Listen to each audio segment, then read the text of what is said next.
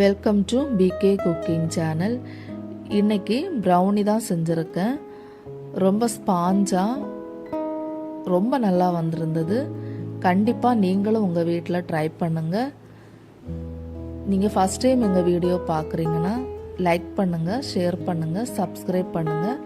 அப்படியே பக்கத்தில் இருக்கிற பெல் ஐக்கானையும் கிளிக் பண்ணி விடுங்க. அப்போ தான் நாங்கள் போடுற வீடியோ உங்களுக்கு நோட்டிஃபிகேஷனாக உடனே வரும். வாங்க வீடியோக்குள்ளே போகலாம்.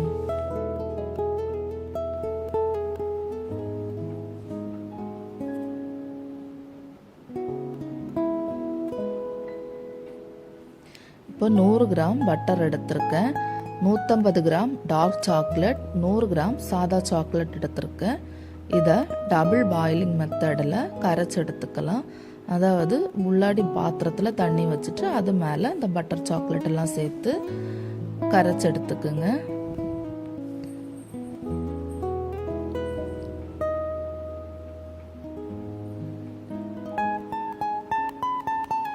இப்போ சாக்லேட் எல்லாமே கரைஞ்சி வந்திருக்கு. இதில் 1 கப் நாட்டு சர்க்கரை சேர்த்து நல்லா மிக்ஸ் பண்ணி விடுங்க. கொஞ்சம் ஆறுனதுக்கு அப்புறம் தான் நாட்டு சர்க்கரை சேர்த்துருக்கேன். இப்போ நீங்கள் வேறு பாத்திரத்தில் பண்ணுறதா இருந்தால் கூட பண்ணிக்கலாம். இதை நல்லா கரைச்சி எடுத்துக்குங்க. இதில் ஒரு 3 ஸ்பூன் சுகர் ஆட் பண்ணிக்கிறேன். இதையும் நல்லா கரைச்சி எடுத்துக்கிட்டு 2 முட்டை, இப்போ இதை நல்லா மிக்ஸ் பண்ணுங்க. 1/4 டீஸ்பூன் உப்பு, 1 கப் பால், 1/4 கப் ரிஃபைண்ட் ஆயில். இப்போ இதை நல்லா மிக்ஸ் பண்ணி எடுத்துக்குங்க.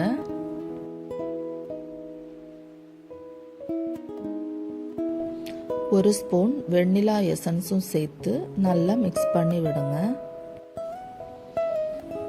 இப்போ இதில் 1 கப் மைதா மாவு, இப்போ நம்ம நாட்டு சர்க்கரை எந்த கப்பில் அளந்தோமோ அதே கப்பில் தான் 1 கப் மைதா மாவு எடுத்திருக்கேன். 1/4 கப் கொக்கோ பவுடர்,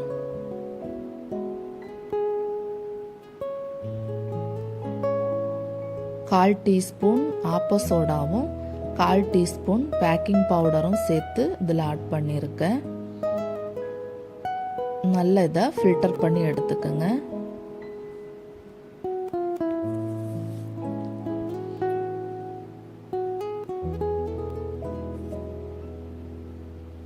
இப்போ இதை நல்லா மிக்ஸ் பண்ணி எடுத்துக்கலாம்.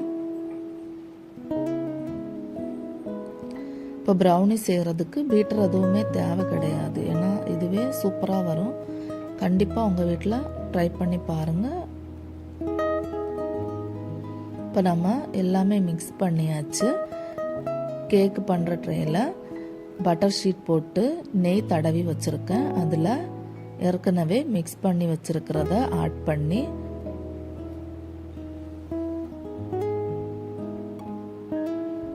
அது மேலேயே கொஞ்சம் சாக்லேட்டையும் கட் பண்ணி போட்டுக்கிறேன்.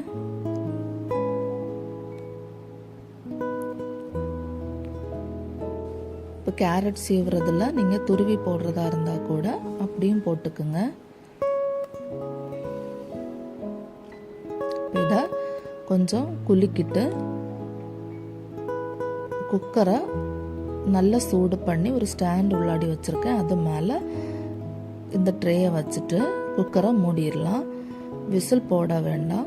மூடிட்டு ஒரு 45 நிமிஷம் வேக வச்சுருங்க. மீடியம் ஃப்ளேமில் வச்சு வேக வைங்க. இப்போ கேக்கு ரெடி ஆயிடுச்சுன்னு பார்க்குறதுக்கு ஒரு குச்சி வச்சு குத்தி பார்த்துக்குங்க. குச்சியில் ஒட்டாமல் வந்துருச்சுன்னா கேக்கு ரெடி ஆயிடுச்சு. இப்போ நம்ம இதை வெளியில் எடுத்துடலாம்.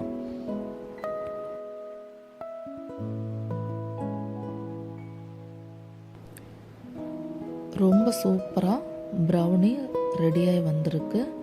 கண்டிப்பாக உங்கள் வீட்டில் ட்ரை பண்ணி பாருங்கள். ரொம்ப டேஸ்ட்டாகவும் ரொம்ப நல்லா இருந்தது.